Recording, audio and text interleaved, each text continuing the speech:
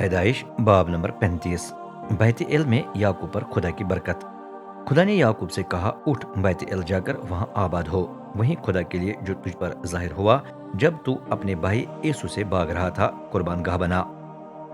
चनाची याकूब ने अपने घर वालों और बाकी सारे साथियों से कहा, जो भी अजनबी बुत आपके पास हैं उन्हें फेंक दें, अपने आप को पाक साफ करके अपने कपड़े बदलें, क्योंकि हमें ये जगह छोड़कर बैत एल जाना है।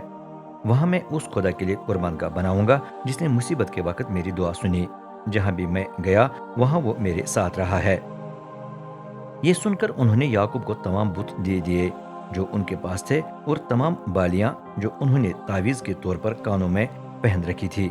उसने सब कुछ सिक्किम के करीब बलूत के दरख्त के नीचे जमीन में दबा दिया। फिर वो रवाना हुए। इर्द गिर्द के शहरों पर खुदा की तरफ से इतना शदीद खौफ छा गया कि उन्होंने याकूब और उसके बेटों का ताकुब न किया।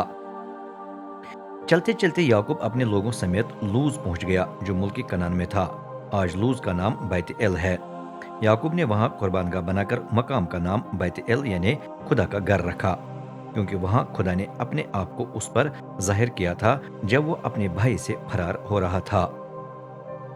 वहां रिबका की दाया दुबूरा मर गई।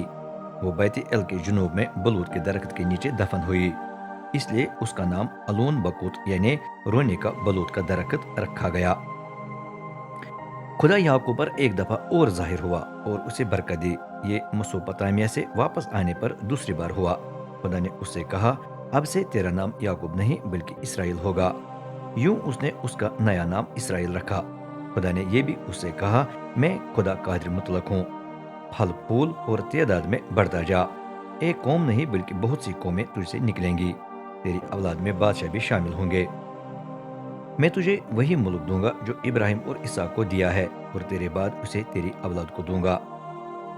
फिर खुदा वहां से आसमान पर चला गया। जहां खुदा याकूब से हम कलाम हुआ था, वहां उसने पत्थर का सितून खड़ा किया और उस पर माई और तेल उंडेल कर उसे मखसूस किया। उसने जगह का नाम बैत एल रखा। राखिल की मौत। फिर याकूब अपने घर वालों के साथ बैत एल को छोड़कर इफ्राता की तरफ चल पड़ा। राखिल उम्मीद से थी और रास्ते में बच्चे की पैदाइश का वक्त आ गया। बच्चा बड़ी मुश्किल से पैदा हुआ। जब दर्द ज़ह उरूज को पहुंच गया तो दाई ने उसे कहा, मत डरो, क्योंकि एक और बेटा है। लेकिन वो दम तोड़ने वाली थी और मरते मरते उसने उसका नाम बिन ऊना यानी मेरी मुसीबत का बेटा रखा। लेकिन उसके बाप ने उसका नाम बिन यमीन यानी धन्य हाथ या खुशकिस्मती का बेटा रखा। राकेल फौत हुई और वो इफ्राता के रास्ते में दफन हुई। आजकल इफ्राता को बैतुल्लहम कहा जाता है।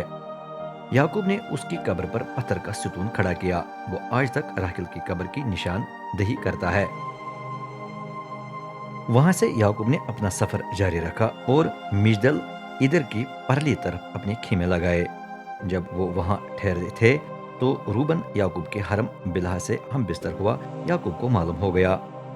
याकूब के बेटे। याकूब के 12 बेटे थे। लिया के बेटे ये थे। उसका सबसे बड़ा बेटा रोबन, फिर शमऊन, लावी, यहूदा, इश्कार और जबूलून। राकिल के 2 बेटे थे, यूसुफ और बिन्यामीन। राकिल की लोंडी बिलहा के 2 बेटे थे, दान और नफ्ताली।